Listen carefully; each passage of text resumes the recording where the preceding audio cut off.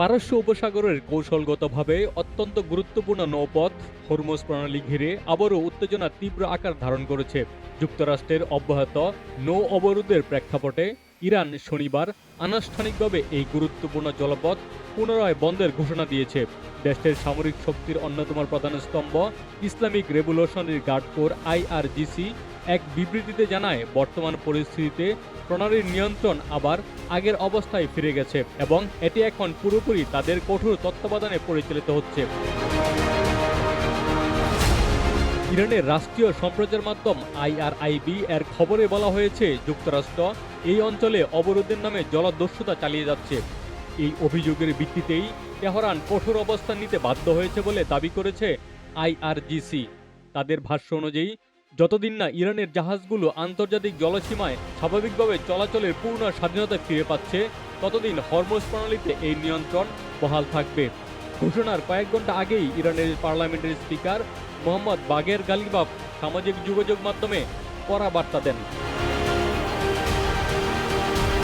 তিনি বলেন, যুক্তরাষ্ট্র যদি তাদের নৌ অবরোধ অব্যাহত রাখে, তাহলে হরমুজ প্রণালী দিয়ে কোনো জাহাজ চলাচল ইরানের অনুমোদন ছাড়া সম্ভব হবে না।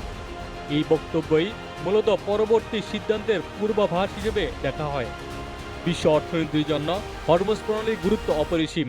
আন্তর্জাতিক জ্বালানি বাজারে সরবরাহ হওয়া মোট তেল ও LNGর প্রায় 1/5 এই সরু জলপথ দিয়েই পরিবাহিত হয়। ফলে এই প্রণালীতে সামান্য অচলাবস্থাও বৈশ্বিক জ্বালানি সরবরাহে বড় ধরনের সংকট তৈরি করতে পারে। ইতিমধ্যেই অতীতের অবরোধের সময় বিশ্ববাজারে তেলের দাম বেড়ে যাওয়ার নজির রয়েছে। পটভূমিতে রয়েছে দীর্ঘদিনের ভূরাজনৈতিক সংঘাত। গত 28 ফেব্রুয়ারি ইসরায়েল ও যুক্তরাষ্ট্রের যৌথ সামরিক অভিযানের জেরে ইরান প্রথমবারের মতো হরমুজ প্রণালী বন্ধ করে দেয়। এর ফলে বিশ্বজুড়ে জ্বালানি সরবরাহে ধস নামে এবং বিভিন্ন দেশে জ্বালানি সংকট দেখা দেয়। এই পরিস্থিতিতে যুক্তরাষ্ট্র নৌপথটির নিয়ন্ত্রণ নিতে চেষ্টা চালালেও তেহরানের প্রতিরোধের মুখে তা সফল হয়নি।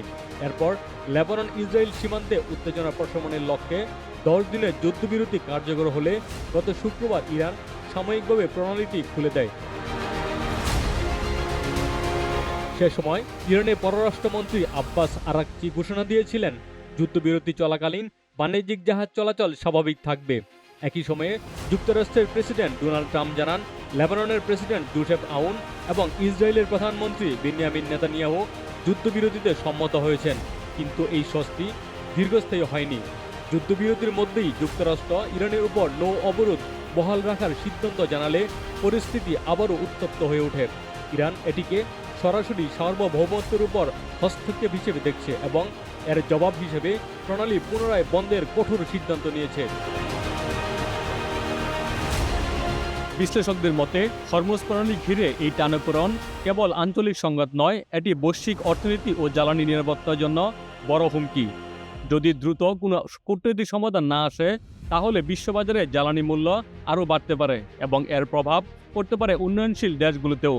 সব মিলিয়ে হরমুজ প্রণালী আবার বন্ধ হওয়ার এই ঘটনা মধ্যপ্রাচ্যে নতুন করে উত্তেজনার আগুন জ্বালিয়েছে, যার প্রভাব সীমান্ত ছড়িয়ে পড়েছে পুরো বিশ্বে। হৃদয়ুল আকন্দ আলমগীর, বাংলা বাজার পত্রিকা।